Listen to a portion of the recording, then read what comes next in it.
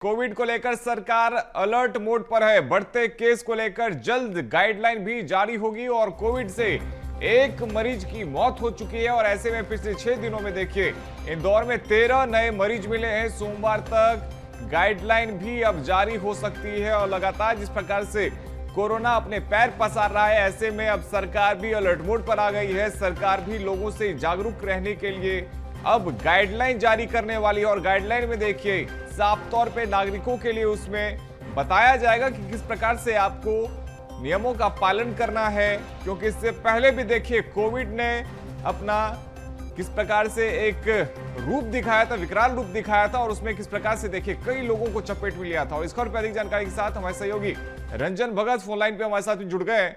रंजन, देखिए लगातार कोविड के मामले सामने आ रहे हैं और खासतौर पे इंदौर में तो देखिए जैसे लगातार नए केस रोज सामने आते ही जा रहे हैं, ऐसे में चिंताजनक स्थिति है। जी बिल्कुल, देखिए कोविड एक बार फिर से पैर पसार रहा है क्योंकि जो नया वेरिएंट है कोविड का जेएन वायरस, ये भी काफी तेजी के साथ जो है वो फैल रहा है और यही कारण है कि इंदौर में अभी तक 13 से अधिक मामले जो है वो सामने आ चुके हैं। और ऐसे में पूरे प्रदेश भर में भी इसको लेकर के अलर्ट जारी कर दिया, क्योंकि देश भर में अगर हम बात करें तो लगभग 1500 के आसपास केस जो है वो दर्ज किए जा चुके हैं। और जिस तरीके से लगातार जो है मरीजों की संख्या बढ़ रही है तो कहीं ना कहीं ये चिंताजनक है। और यही कारण है कि अभी तक मध्य प्रदेश में इसको लेकर के गाइडलाइन जारी नहीं की गई थी, लेकिन जिस तरीके से स्थिति बन रही है तो अब जल्द ही जो है कोविड को लेकर के गाइडलाइन आज से कल तक में जारी की जा सकती है। स्वास्थ्य विभाग का अमला पूरी तरीके से तैयार है। वहीं अगर हम बात करें तो भोपाल में केवल अभी फिलहाल एम्स में ही जो है कोविड-19 जैसी जो बीमारी है उसकी जांच की जा रही है, क्योंकि जो नया वेरिएंट है वो भी काफी तेजी के साथ फैल रहा है। जिस तरीके से पहले खांसी सर्दी के बुखार के साथ वो पुराना वायरस फैलता था, ठीक उसी प्रकार से ये नया वेरिएंट भी जो है वो फैलता है। ऐसे में लोगों को सतर्कता रहने की भी जो है वो काफी आवश्यकता है।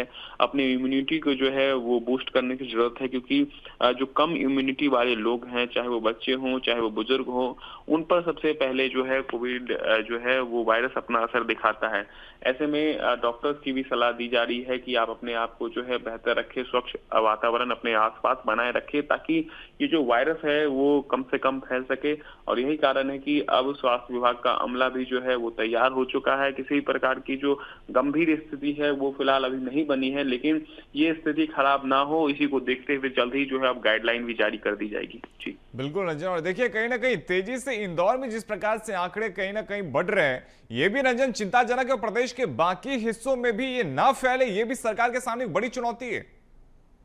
बिल्कुल, निश्चित तौर पर देखिए तो लगातार इंदौर में जिस तरीके से ये मामले बढ़े हैं, क्योंकि सबसे पहले एक मरीज मिलना, उसके बाद से लगातार मरीजों की संख्या में वृद्धि हो रही है, क्योंकि काफी चिंताजनक है ये। क्योंकि इससे पहले हमने एक भयावह समय देखा था जिस समय अस्पतालों में जो है बेड की सुविधा नहीं होती थी, लेकिन अब फिलहाल जो है कई सारी सुविधाएं लोगों को मिल रही है। लेकिन ये स्थिति और खराब ना हो, क्योंकि हम देखते हैं एक वायरस ऐसा है कि एक व्यक्ति से दूसरे व्यक्ति में बहुत तेजी के साथ ये फैलता है।